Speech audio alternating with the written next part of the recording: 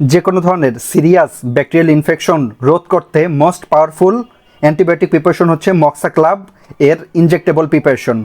মক্সাক্লাব এটি স্কয়ার ফার্মাসিউটিক্যালসের একটি প্রোডাক্ট যেখানে অ্যামোক্সিসিলিন এবং ক্লাবুলিনিক অ্যাসিড এর কম্বিনেশন আকারে রয়েছে। মক্সাক্লাব মূলত ট্যাবলেট, পাউডার ফর সাসপেনশন বাচ্চাদের জন্য এবং ইনজেক্টেবল আকারে অ্যাভেলেবেল রয়েছে। আমাদের চ্যানেলে ট্যাবলেট এবং পাউডার ফর সাসপেনশনের আলাদাভাবে ভিডিও আপলোড করা রয়েছে, আপনারা অবশ্যই সেগুলো চেক করবেন। মক্সাক্লাব ইনজেকশন এর দুইটি স্ট্রেংথ বর্তমানে মার্কেটে অ্যাভেলেবেল রয়েছে। একটি হচ্ছে 1.2 গ্রাম, যেখানে মক্সাক্লাব 1.2 গ্রামে 1 গ্রাম অ্যামোক্সিসিলিন এবং 200 mg ক্লাবুলিনিক অ্যাসিড রয়েছে এবং এর বর্তমান বাজার মূল্য হচ্ছে 300 টাকা করে। এছাড়াও আরেকটি স্ট্রেংথ অ্যাভেলেবেল রয়েছে, তা হচ্ছে মক্সাক্লাব 0.6 গ্রাম ইনজেকশন, যেখানে অ্যামোক্সিসিলিন 500 mg এবং ক্লাবুলিনিক অ্যাসিড 100 mgর মতো অ্যাভেলেবেল রয়েছে এবং তার বর্তমান বাজার মূল্য 170 টাকা।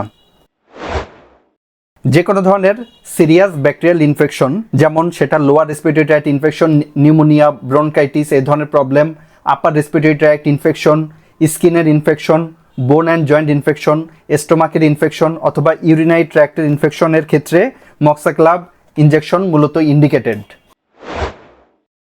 মক্সাক্লাব ইনজেকশনের মধ্যে একটি পাউচ পাচ্ছেন, যেখানে ইনজেকশন পেশেন্টকে পুশ করার জন্য সকল ধরনের ইনগ্রেডিয়েন্ট অ্যাভেলেবেল রয়েছে, যেমন একটি ডিসপোজেবল সিরিঞ্জ, তারপরে বাটারফ্লাই নিডেল রয়েছে, অ্যালকোহল প্যাড এবং ফার্স্ট এড ব্যান্ডেজ রয়েছে। এছাড়াও এর মধ্যে মেজর উপাদান হচ্ছে এই যে amoxicillin, clavulanic acid, Moxaclav powder for injection তৈরির পাউডার রয়েছে এবং সাথে আপনারা দুইটা অ্যাম্পুল দেখতে পাচ্ছেন। এই অ্যাম্পুলের মধ্যে মূলত ওয়াটার ফর ইনজেকশন রয়েছে, অর্থাৎ ইনজেকশন তৈরির ওয়াটার রয়েছে। মূলত ব্যবহার করার জন্য এখান থেকে দুটো অ্যাম্পুল ভেঙে এখান থেকে সিরিঞ্জের মাধ্যমে, এই যে পাউচটা খুললে এখানে সিরিঞ্জ পাওয়া যাবে, এই যে 20 ml একটা সিরিঞ্জ এখানে দেখতে পাচ্ছেন।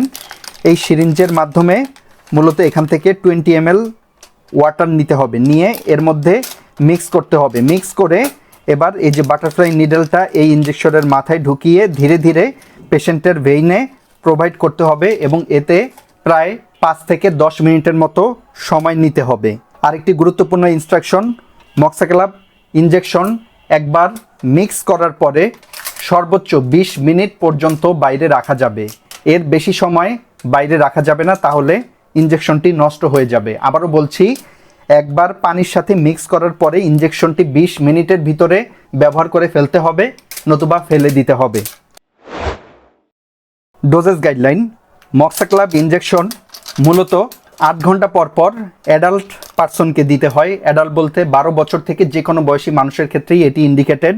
তো 12 বছর বয়সী থেকে শুরু করে যে কোনো বয়সী মানুষের ক্ষেত্রে 8 ঘন্টা পর পর একটি মক্সাক্লাব ইনজেকশন 1.2 গ্রাম ইনজেকশন দিতে হবে, অর্থাৎ ডেইলি 3টা করে দিতে হবে। এভাবে 3 দিন, 5 দিন, সর্বোচ্চ 7 দিন পর্যন্ত দেওয়া যাবে, তবে 3 দিনই নর্মালি ম্যাক্সিমাম এফিকেসি আর কি শো করে। মক্সাক্লাব ইনজেকশন দেওয়ার ফলে কিছু কিছু পেশেন্টের বমির সমস্যা, ডায়রিয়ার সমস্যা হতে পারে, সেক্ষেত্রে এর ডোজ অ্যাডজাস্টমেন্টের প্রয়োজন আছে।